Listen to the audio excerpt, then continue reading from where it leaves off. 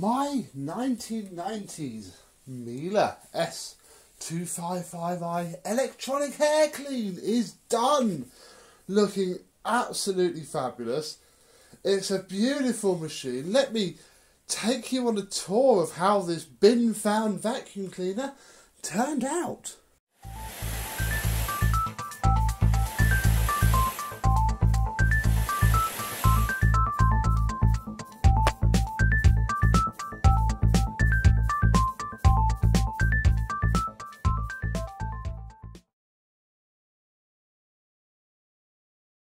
Yes, hello, my vacuum cleaner and Miele chums, how are you today? One of my lovely subscribers, one of you lovely people who I'm sure pushes the subscribe button. I've noticed that my metrics, a lot more people watch my video who don't subscribe. I need to work on that.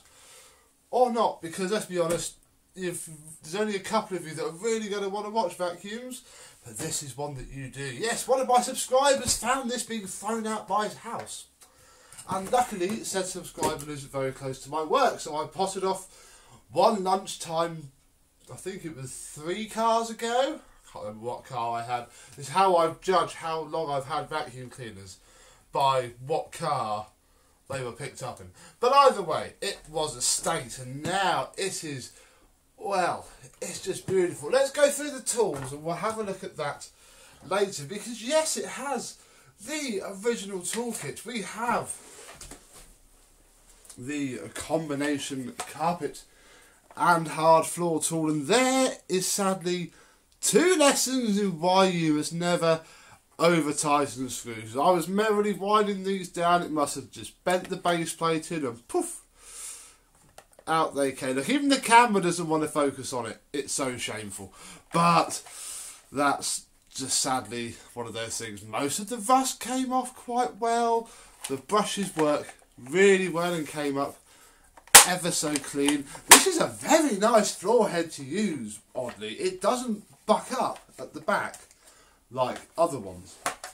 So there is that. I also got the original, it's a bit dirty now, I've had to carry it around a bit, the original wand fixed. What it was all greasy. There's still slight remnants of it there. I think it took half a can of brake cleaner in the end, and rather annoyingly I punctured a hole. That's where it was. It was under there, and that's what I tried to use to lever it out. In the end, standing on its end, and eventually it moved, and now it works really well, which is good because it's... in fact, I wonder if I've got another wand. I do. It's the earlier style of wand. So it's got the different button latch, and yeah, the whole mechanism is just very, very different. Put that there. So that's nice to have. The hose. The very nice hose. I love this style of handle grip. It's very ergonomic in the hand. And I use it with the tools back there, and you get a lot of control. It is a very good hose. So yes, one original toolkit. Onto the vacuum, which is very green. It's a lovely green. It's also a completely different shade. Now that it's been machine polished, as you can see, it's still quite scratched up. And sadly, there's a few big-ish marks at the front, which probably could wet sand them if you were good enough, because there's no decals on this whole front. But even the places where there were decals, they were fine with the machine polish. And modern Mieles do not machine polish over the writing. These older ones, this is a mid-90s one. Sure, the motor's dated 1997 in this. Absolutely fine. So yes, very green.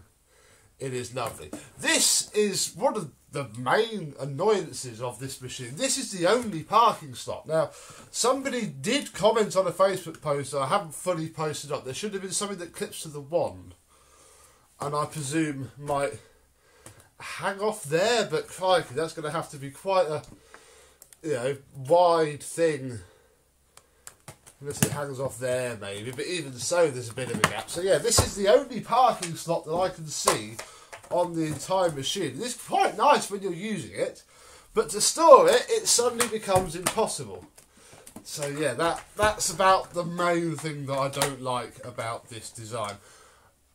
Under the tool door is the other one, because it pops, but it doesn't spring and it doesn't hold. And I think, well, I thought I got the little spring the wrong way round, but looking at the pictures from when I took it apart, it was that way round. So I need to look at it, but the problem is I've got to take the entire shell off.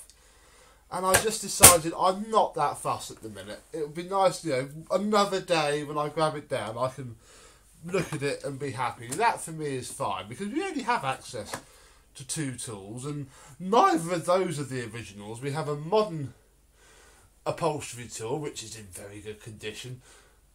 So, yes, I forgot about those. Do you see those? They're very worn for an upholstery tool that looks very unworn itself, don't you? Well, it turns out they're exactly the same ones as those, so I swapped them round, because I'm going to see this a lot more than that. So yes, I did that.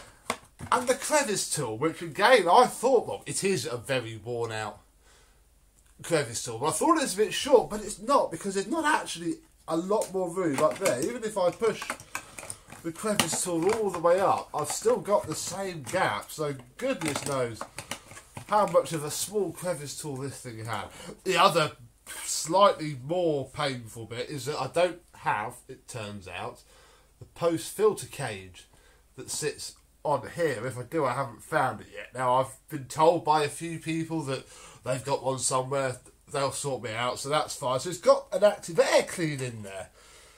And I was seeing this when I cut it out, to be used only with filter grill. And that's because it's layered, look.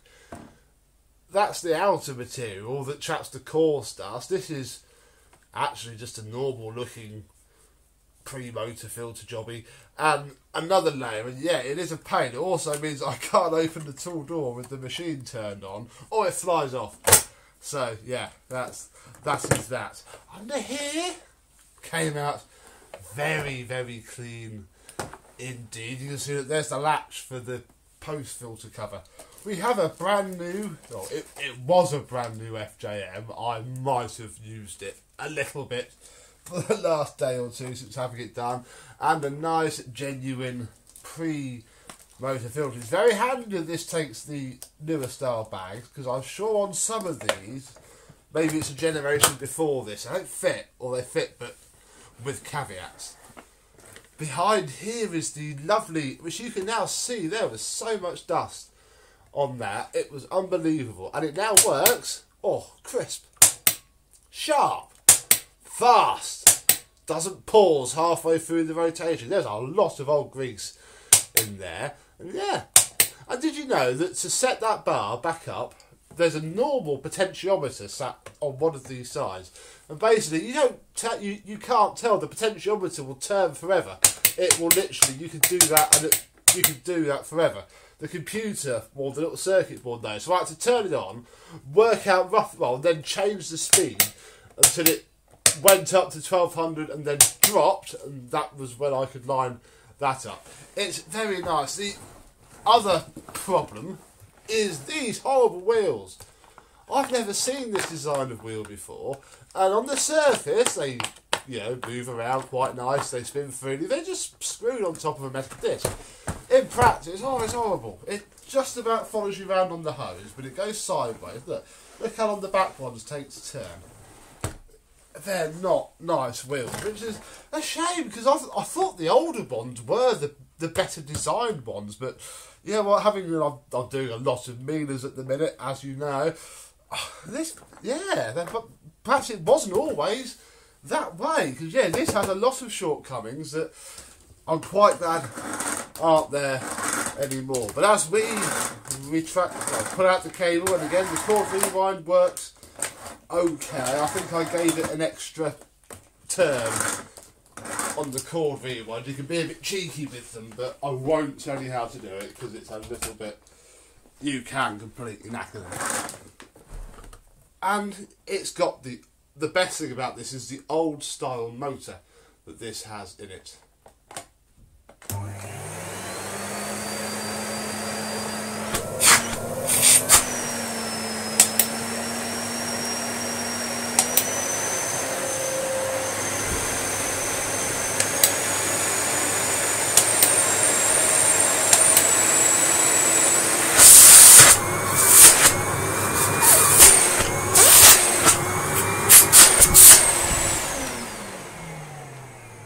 just got such fantastic airflow. It's really, really good. One of the key things I like about this, because I don't like the modern motors, they're so noisy and they burn out so easily. These are good. Come on, pop the hose on, and yeah, you'll now tell that the airflow is louder than the motor in the vacuum. And you can keep feeling the airflow. Even when it drops to 250, it'll hold its own hose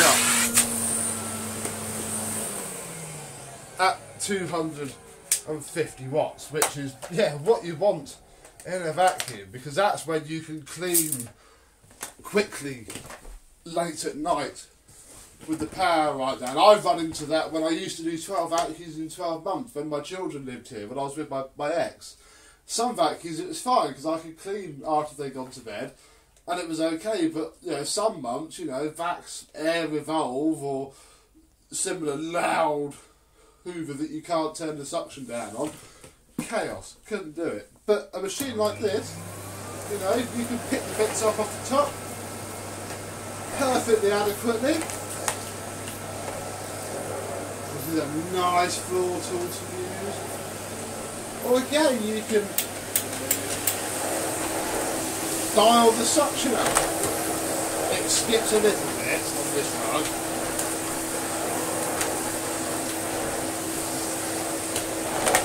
And it's lovely. It's just a nice machine to use. You can see it picking up the rug now, just about. It's not even on full power.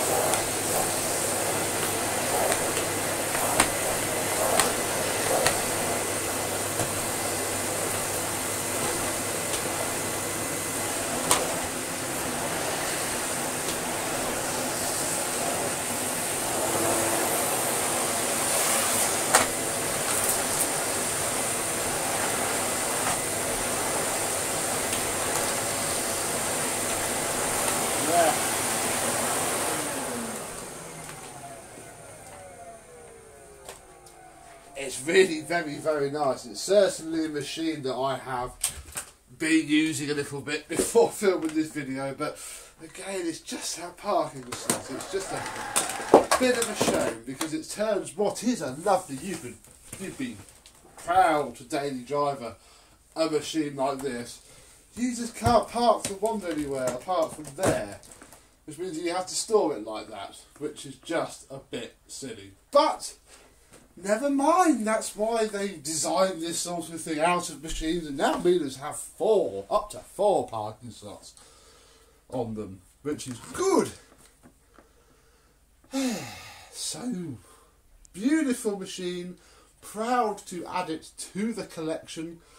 My Miele Electronic S255i, the oldest Miele that I currently own.